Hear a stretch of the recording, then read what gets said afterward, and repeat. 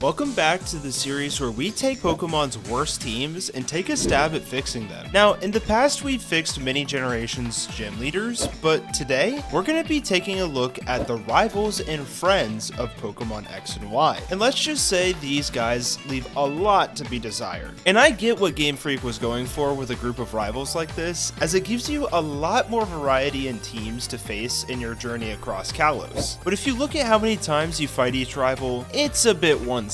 Taking a look at each team, you'll notice they're sharing a lot of similar problems of the gym leaders of this region. Less than 4 moves, under-leveled, and teams comprised of less than 4 members. So I'll be going in the order that the player battles these guys, fixing them while not going overboard in the process. So with that, let's go ahead and skip the first battle against Shauna, because obviously it's fine. 1v1 at level 5, that's usually how things work around here if you didn't know. And head over to Route 5 of all places to battle Tierno. That's right folks, the first battle you have outside the initial rival battle is against Tierno. You know, the one that likes to dance. And let me tell you, he's not off to a great start. This guy has the gall to only bring a single Corphish at level 12 with shell armor and the moves Vice Grip and Swords Dance. But honestly though, Tierno, I gotta respect the niche crab pick. I like your style, and the Swords Dance ad is such a great character pick that is actually possible to get as a TM before this point, as it can be picked up on the south side of Lumio City right before this route. But looking ahead, you've got a double battle against him and Trevor like right around the corner on Route 7. So I feel like giving Tierno a Mon between these fights could be interesting. So for now, I think I'd just bump Corphish's level to 13 and give him a stab water type move in Bubble. Yeah, I get that it doesn't get the attack boost from Swords Dance, but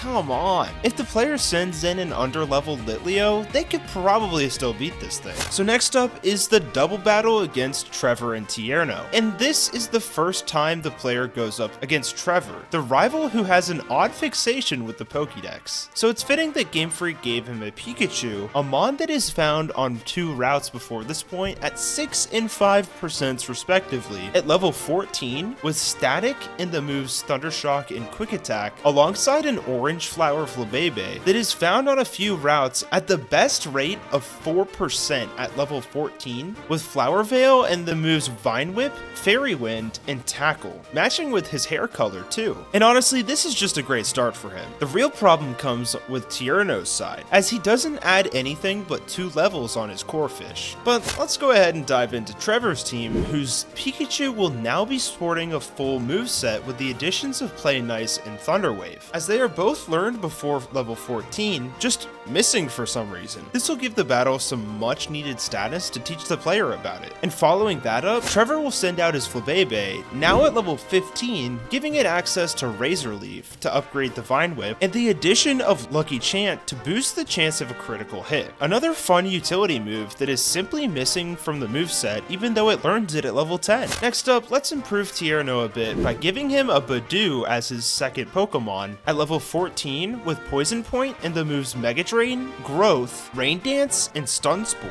with Rain Dance being another TM found on the south side of Lumios, but this time for an easy 50 grand Pokédollars. I like to think that alongside Tierno's desire to dance, he'd have a ton of pocket change to dish out in order to find the moves to support his craft. So here, Badoo's main purpose is to set up a Rain Dance before sending out his Corphish, who will now be demoted to level 15 as he's received a second Mon, and unfortunately has not received any new moves. 1, to balance out the potential rain boost for Bubble, and 2, because he doesn't learn anymore in between the fights. So there we have it, a nice little battle to teach the player about weather, status conditions, and then subscribing to this channel will act the same as Lucky Chant, giving you a boost to your chance of getting a critical hit. Anyways, let's now move on to the first fight against possibly the most annoying rival in the game, Callum and Serena, which doesn't actually take place until the Tower of Mastery in Shauna City. You see, up until now, they've been your partner in a few double battles, but something interesting has happened between the last double battle with them and now, because back then, they used a Gale Wings Fletchling on their team, but now when battling you, it's nowhere to be seen. Poof, just vanished into thin air, as now they use a Meowstic that corresponds to their respective genders, an Absol, and the starter Pokemon that is super effective against your own. It's definitely not not the worst team we've seen, but it's just so strange that their starters only get 2 moves. But honestly, I gotta give a pass to Meowstic. It's got a complete moveset full of new strategies to introduce to the player with Fake Out and Light Screen. So let's start by taking a look at Absol, who's still at level 28 with Super Luck, but with the addition of the move Aerial Ace, which is a TM that can be picked up in Connecting Cave, hidden behind a Strength Boulder, which is an HM that they can use with the Cliff Badge from Sillage City. And this move is great to have for coverage against those pesky fighting types. Next up is the starter, and I'll go ahead and show all 3 here for the sake of time. You'll notice I've added 2 moves each to these guys, including Echoed Voice and Flame Charge on Breakson, Round and Lick on Frogadier, and Pen Missile and Leech Seed on Quilladin. It's just a travesty that Breakson only had Fire Spin as her best fire move here. So even though Flame Charge is physical, I think it'll help deal more damage, as well as getting those speed boosts. For Frogadier, there wasn't much better out there to give it, but with the potential para from Lick, it's nothing to scoff at here. And come on, Leech Seed is just a fantastic move that was left off here for no reason on Quilladin. Keep in mind, these are all level up moves that Callum and Serena had to have intentionally removed from their starter before this fight. So it just makes sense to bring them along here. Something I haven't mentioned yet was the fact that none of these teams use a single held item. So I think this is the perfect point to start introducing that concept onto these teams. And what else better to start with than an Oranberry on the starter? So with that, that's Callum and Serena's new and improved first fight. Now, interestingly enough, the next rival fight the player comes across is the second fight against Callum and Serena, just off in the next city in Coumarine, before the following gym leader. And it's just such a weird inclusion as their teams are barely changed at all, only gaining a couple levels between rounds. And that makes sense, it's just like, we didn't need to battle them again here. So I'm gonna do something a little unorthodox and change this fight to the new second battle against Shauna. And because she isn't as interested in the gym challenge, I think it makes sense to move her battle to the entrance of the other side of the city by the docks. And given that her final battles team is Delcatty, Goodra, and the starter that is weak to the players, I think it makes sense to work it backwards a bit here and maybe even add a couple things in the process. And even though Delcatty isn't a great mon stat-wise, I think it and Goodra are really cool picks for her. So diving in, Shauna would start with her Delcatty at level 30 with Cute Charm and the moves Charm, Fake Out, Feint Attack, and Covet. Since Skitty is found on Route 4 and the Moonstone can be found in Reflection Cave over near Shalor City, it's perfectly reasonable for her to have this by now. I did consider giving her Normalize instead of Cute Charm as it's a signature ability, but I feel like not letting it hit ghost types at all could be a super easy way for the player to get around it. And Covet here is great for taking any cheeky items the player might have equipped on their mons. Next out is Shauna's new team edition in Drift Blip at level 30 with Unburden and the moves Ominous Wind, Gust, Payback, and Stockpile. And with Drifloon being found on Route 8 near Ambret Town, it's a perfectly reasonable addition. I liked the idea of making this balloon unevolved by this point, but it evolves at level 28, so I wouldn't want to nerf it just for the heck of it like Game Freak does all too often. Shout out to Jasmine's Magnemites. And something interesting I'd like to play with here is giving Drifblim an Oranberry so that its ability procs, making it a speed demon in the middle of the fight. Finally is Shauna's starter Pokemon, and here I think giving it the same movesets that Callum and Serena's starters had works just as well, since there hasn't been much to add with a couple levels of difference. And there we have it, a new battle against Shauna to take the heat off of Callum and Serena. I think we did a good job of showing her team state at a midpoint in the game while showing off a cool new add to her roster. And next up, we'll be returning yet again to Callum and Serena. And this time, it's on Route 14 after the player gets the 5th badge from Clement. And here, we still have a starter that has 2 moves now on their final evolutions. But I still think that Meowstic here is perfectly fine, as it's given a stronger Psychic move in Psychic. So let's start out again with Absol, who will be keeping that Aerial Ace TM instead of Quick Attack. The inclusion of Swords Dance is great too, especially since it's a level up move for this guy, and that's really all it needs. Next up, Callum and Serena will now be adding their Evolution to the team, a fight early, just to up the difficulty slightly. I feel like having only 3 mons after the 5th gym is a bit on the light side, so I think bringing down the add here feels a little bit better. And for their moves, I've backfilled them from the next fight outside outside of their main stab damaging moves in Discharge, Muddy Water, and Lava Plume, as they don't learn them until level 37. But Jolteon doesn't get a great electric type move, since the last one it could get is Thunderfang, and as a physical move, we could do better. So I've given it Charge Beam, as it's a TM that's found on Route 13 before Lumio City. For Flareon, I went with the level up move of Fire Fang, and Vaporeon's got Water Pulse in its moveset as well. So next up is the starter, and I've added some moves here as well. For Delphox, I upgraded her Psychic to Psyshock, as well as throwing the TMs Thief and Will-O-Wisp here, which can both be found by this point in the game. With Greninja, I threw on Feint Attack and Shadow Sneak, which are both great level up moves here. And my guy Chestnut gets Power Up Punch from a TM, as well as Spiky Shield and Leech Seed for utility. And there we have it. But in terms of items, I think a good step here is throwing a Light Clay onto Meowstic to up that light screen length a bit, on top of an upgraded Citrus Berry on that starter. Next up, we are returning to Kalos and Serena once again, and this time right before the 7th gym located in Anistar City. And if you were still doubting my switching of the second fight to be Shauna instead, I don't know what else to do to argue my case. I get that they are the main rival, but like 4 fights against them in a row, all back to back? No thank you. But anyways, by this point, all their mons should have access to the move relearner in Madam Reminder, located a town behind in Dendamil Town, which is specifically going to be helpful with the starters here. But I think this is a good point to start differentiating between the female and male Meowstic, as up to this point, we don't see any differences. And if you didn't know, not only do the genders look different, they also have different abilities and moves. So why not showcase the differences to the best of our ability? So diving in, let's take a look at Kalos' male Meowstic. Well, wait a minute, O Creations. I don't think male Meowstic can learn Shadow Ball. So how does Kalos? Oh, of course, TMs. Now hold your Mudsdales there, youngster Joey. You can't get the TM for Shadow Ball until Terminus Cave, which isn't accessible until after Anistar City. Wait, does that mean that Kalos cheated? Good catch, youngster Joey. I could be wrong though. Let me know down in the comments if it is possible to reach Terminus Cave before this point. But anyways, Kalos' male Meowstic will still be level 44 with Keen Eye, and the moves Fake Out, Psychic,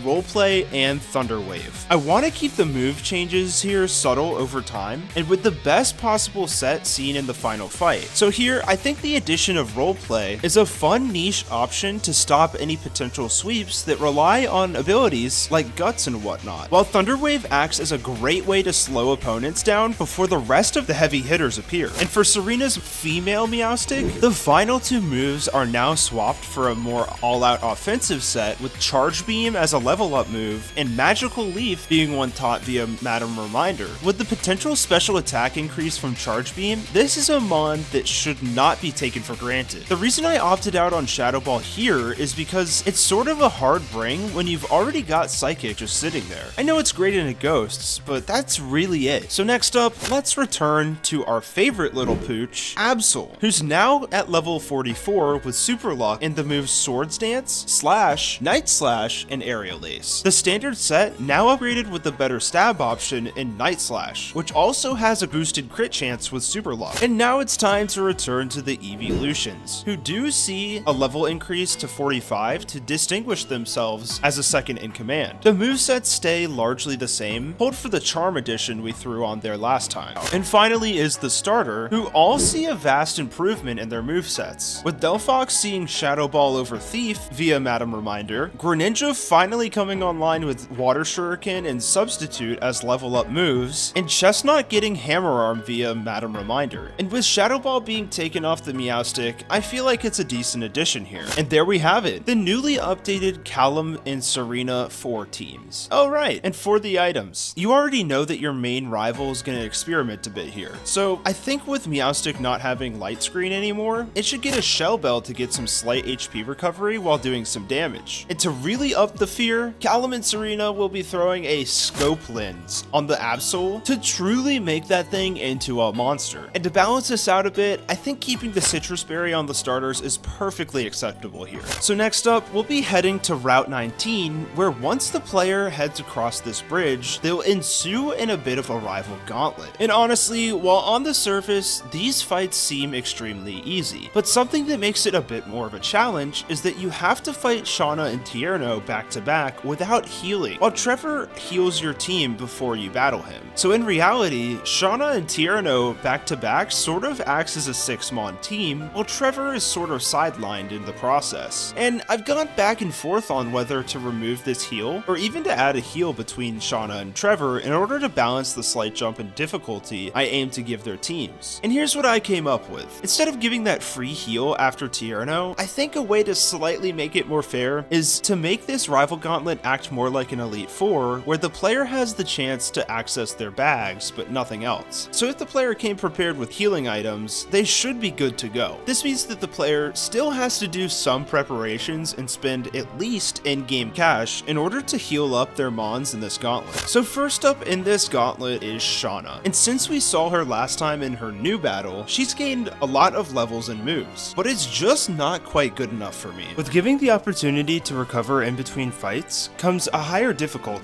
so I think here we'll start with her Delcatty, who honestly doesn't need much here in the moveset. I'm still a huge advocate for moves like Charm, as it has a high potential for keeping the player on their toes, but I think I'm gonna do something a little controversial here and give it a Choppleberry, which halves the damage of super effective fighting moves to keep her alive longer. And wait, before you go down in the comments and say that this item is illegal at this point, you can actually find one in the Pokemon Village off of a Furfuro, a location that is accessible at this point in the game. Next up is Shauna's new Drifblim, who will make a return here with an updated moveset of Shadow Ball, Charge Beam, Rest, and Will-O-Wisp for some great utility. And you already know that I'm throwing a Chesto on that Resto, baby. Next up is Shauna's Goodra, who is such a fun addition to this team. And thankfully, this one isn't so bad. However, I will be taking the Body Slam off for a Thunderbolt in order to keep that Parachance while being able to take advantage of its new item, the Expert Belt, which will do more damage on super effective moves. Finally is the starter Pokemon Weak to Your Own, who is now fully evolved and sports the same movesets as the starters in the last Callum and Serena fight, seeing just as much improvements in the process. And here, since it's the final fight, I'll give different items to each one, going with a King's Rock for flinch chance, Rocky Helmet for chip, and a Wide Lens to boost the accuracy of those Will-O-Wisps. And there is Shauna 3 for you. I hope this shows where I aim to improve the rest of the rivals teams at this gauntlet, as I think 4 Mons is a great way to get players prepared for the Elite Four gauntlet. Next up in the gauntlet is Tierno, who we haven't seen since the double battle with Trevor before the second gym all those towns ago. And his team has seen some improvements, obviously, but again, it's really not enough for what I'm trying to go for. I mean, seriously, his Roserade only has a single move. What is going on here? And I do like the Talonflame with Swords Dance conceptually, but I always thought it was such an odd addition to his team since it was once a mon that Callum and Serena used in the early game, much like Blue's Raticate. So something I think would be interesting here to make canon in-game is that Callum and Serena traded their Fletchling for perhaps Tierno's Meowstic or Absol he picked up on his adventure. And seeing as Absol does have Swords Dance, this does technically make sense. And taking a closer look, Tierno's Talonflame would now receive the hidden ability Gale Wings, since again, that's the ability Callum and Serena's had somehow, along with a level increase to 50 and the moves Swords Dance, Acrobatics, Flame Charge, and Roost for recovery. With the combination of priority acrobatics and speed boosting Flame Charge, this bird is going to be a nuisance to deal with. Next up is his Roserade, and since seeing it as a Bidoof on his upgraded double battle, it's been given a lot. At level 50, this flower's got Poison Point and the moves Petal Dance, obviously, alongside Sludge Bomb, Toxic,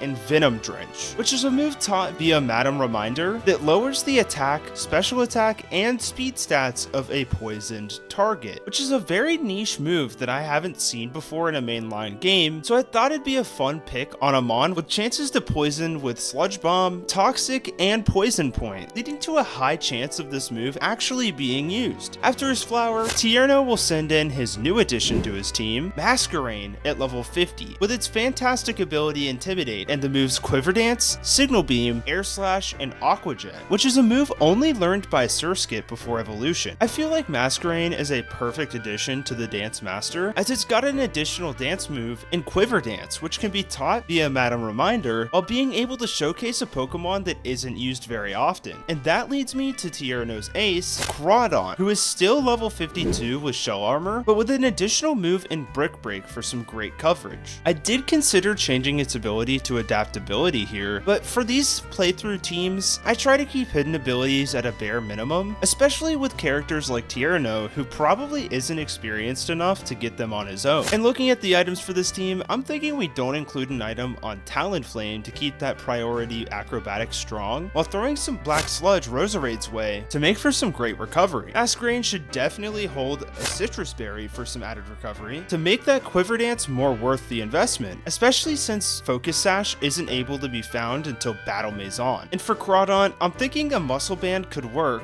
but it's only found at the Battle Maison again, so I think a Mystic Water will suffice, on top of that added attack boosting chance from Swords Dance. And there we have it, Tierno's new and improved final team. I didn't want to go all out here necessarily, since the 8th gym badge is right around the corner. But next up is the last rival fight in the gauntlet, Trevor. And again, Aerodactyl is such a great inclusion here, as it's a rare pickup from Rock Smashing Rocks and Glittering Cave, which makes perfect sense for Trevor to find in his Pokedex completing endeavors. And would you look at that? Every Pokemon has a full moveset in this fight. Woohoo! Good job, Game Freak. You passed the minimum requirement for a rival fight for the first time at the final rival gauntlet. But yeah, I've got a few ideas in mind to improve the sets we've got here. First up, let's take another look at his Raichu, who's now at level 50 with static in the moves Thunderbolt, Grass Knot, Nuzzle, and Nasty Plot. With the addition of Grass Knot from the TM given from the 4th gym leader, this electric rat has now become a huge threat, being able to outspeed and handle its ground type counters while being able to set up a Nasty Plot. And Nuzzle stays, as I think it's a great way to get in some chip while crippling the player's speed in the process. Next up is his Aerodactyl, who is now at level 50 with Rockhead and the updated moveset of Ice Fang, Rock Slide, Aerial Ace, and Earthquake. I mean, did you expect this thing to be doing anything useful with moves like Skydrop and Supersonic? I didn't think so. I think the inclusion of Ice Fang and Earthquake will do wonders in making this mon the threat that it deserves to be to the player. Next up is Trevor's new addition to his team, Escavalier, at level 50 with Shell Armor and the moves X-Scissor, Iron Head, Protect, and Knockoff. A move specifically found in breeding, which is something I could totally see Trevor doing as a Pokedex savvy guy. I am so excited about this pick, as I feel like this bug duo from Unova doesn't see a lot of love. And as a bug steel type mon with an encounter rate of 10% being somewhat rare, I think Escavalier fits Trevor's team perfectly. Last up is Trevor's ace Florges, who's now level 52 with Flower Veil in the moves Moonblast, Energy Ball, Wish, and Misty Terrain. I think Confide is a bit bad, so giving it some recovery with Wish is a much better option. And honestly, the Misty Terrain is such a fun addition to continue highlighting this new mechanic in Gen 6, so we're keeping it here. And for the items, I'm thinking with Raichu having a scary move in Grass Knot, it's kind of a lot, so I don't think an item is necessary here. But for Aerodactyl, I originally thought that giving it the Aerodactylite would be really fun, since once the player gets an Aerodactyl from the Fossil Lab in Ambrette Town, a scientist will give you the Megastone outright. But we know canonically that these three rivals do not receive a Mega Bracelet, and I'd honestly like to keep it that way. So instead, I'll opt for another Expert Belt, as there's not many other options for great items here. For Escavalier, I'm thinking a Quick Claw could get this thing out of a sticky situation with how slow it is, and with Florges in the back, a Leftovers would do wonders with its special defense. And that is Trevor's final team. I think with the inclusion of all these items on their mons, 4 Pokemon each makes for an interesting and challenging gauntlet of fights to get through. But that's not the last rival battle in the game, because Callum and Serena come back for a final fight in Victory Road with a 5-mon team. And come on, Game Freak, we're so close to greatness here. I mean, even all the way back in Kanto, Lou's got a full team of 6 by Victory Road, so I think we'll be adding a mon here to cover that up a bit. There are a few gaps in the movesets on these guys that are in dire need of help.